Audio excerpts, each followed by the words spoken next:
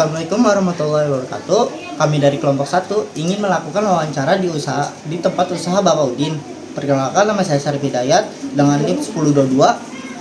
Nama saya Salsabila Ramadhani dengan NIM 2023-03-1016. Nama saya Francisca Angelina dengan NIM 2023-03-1038. Nama saya Wilfrida Aprilia Nasu dengan NIM 2023-03-1009. Nama saya Apriska Vesalia Selomisna dengan NIM 2023-03-1036. Kenalkan, nama saya Akbar Nur Hadi dengan NIM 2023-03-1047. Saya Mardini dengan NIM 2023-03-1033. Saya Atila Adrian dengan NIM 2023-03-1012. Saya Miftahul Khairul Fuadi dengan NIM 2023-03-1030. Saya Bigel Safir dengan NIM 2023-03-1042. Di sini saya ingin menjelaskan tentang profil usaha yang akan kami wawancara. Usaha tempe Pak Udin ini merupakan usaha UMKM yang bergerak di bidang produksi dan penjualan tempe. Untuk ini didirikan oleh Bapak Udin pada tahun 2010 di Pasar Lontar, Jakarta Utara. Awalnya usaha ini dimulai dari skala kecil dengan tujuan memenuhi kebutuhan masyarakat akan bahan makan sehari-hari. Pada awal berdirinya, usaha tempe Pak Udin hanya berperan sebagai reseller. Bapak Udin membeli tempe dari produsen lain, kemudian menjualnya lagi ke pasar. Meskipun masih sederhana, usaha ini mampu bertahan karena pelayanan cukup baik dan kualitas produk yang cukup baik.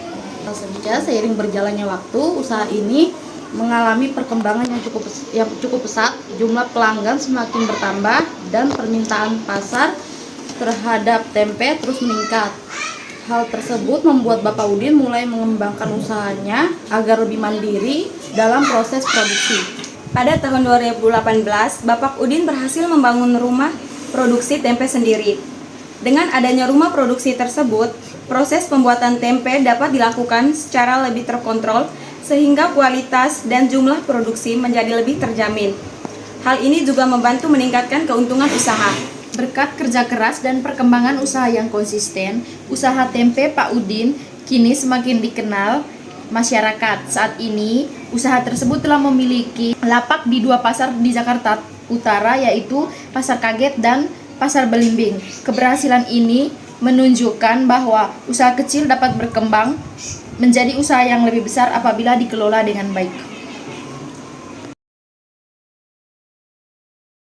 Sebelumnya terima kasih Kak karena telah menyempatkan waktu untuk diwawancarai. Boleh perkenalan terlebih dahulu Kak. Nama Kakak siapa? Nama saya Santi. Cuma tanya Kak Santi, itu pernah gak sih ada alat yang produksi tempenya pernah rusak? Kalau pernah, itu gimana cara ngatasinnya? Kalau rusak dibawa ke servis. Kalau misalkan memang nggak bisa dibetulin, beli yang baru sih paling. Untuk selanjutnya Kak, apakah pernah terjadi kesalahan dalam pengelolaan keuangan?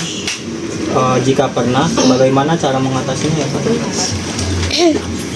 Kalau misalnya terjadi kesalahan, direvisi lagi sih kayak pengeluarannya, ya kayak gitu diperbaiki terus. Ya untuk saat ini sih belum sih.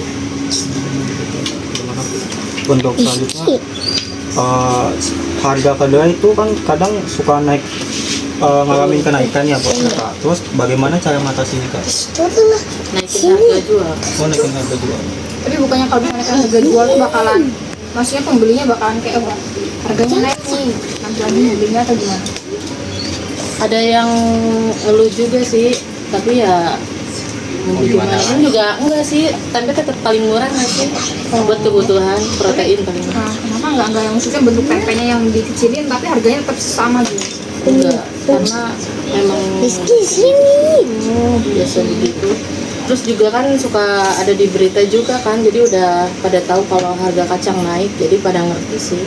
Tapi kalau misalnya ada, pernah nggak sih kayak kacang ada turun gitu, harga kacangnya turun, bukan naik? Jarang. Hampir nggak pernah ya? Enggak. Paling kembali ke harga awal sih nggak turun. Kalau misalnya pengaruh kenaikan harga bahan baku terhadap usaha gimana Pak? Lancar aja sih, karena kan ya itu tadi, kalau misalkan naik ya udah harga jualnya naik. Berarti hampir nggak berpengaruh apa-apa ya sebenarnya? Ya berpengaruh sih. cuman ya berpengaruhnya sedikit, kayak agak turun, paling dikurangin usahanya kayak produksinya. Maksudnya bidang apa sih yang paling susah gitu, maksudnya yang paling ditangani waktu jalan usaha ini? Semuanya lancar Lancar-lancar. karena kan memang dari dulunya juga udah ada usahanya kan, dari ibu udah sampai sekarang udah nggak ada anak, jadi udah dari dulunya, sekarang tinggal nerusin. Oh, jadi kakak yang nerusin ya? Iya. Kakak keberapa? Apanya? Maksudnya yang nerusin usaha ini kakak keberapa? Ya kedua sih dari orang tua. Kita pertanyaan selanjutnya, langkah yang dilakukan untuk mengatasi kenaikan harga bahan baku itu apa? Langkahnya yang tadi naikin Naikin harga aja berarti. Jadi pertanyaan terakhirnya itu ada apa sih kunci utama agar usaha tahu tempe itu bisa bertahan lama? konsisten, kualitasnya dijaga, terus ya gitu, terus cara penjualannya juga gitu aja sih.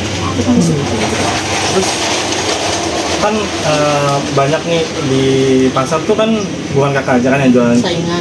Iya. Terus persaingannya gimana? Kan ada tuh pasti yang jual kayak harganya lebih murah. Oh ya, namanya di pasar ya bukan Iya tukang sih, ya. tempe doang yang saingan, Semuanya banyak ya, pasti semuanya bersaingan, jadi ya berjalan kayak biasa aja. Memang kalau udah ada langganan juga kayak mereka udah tahu kok.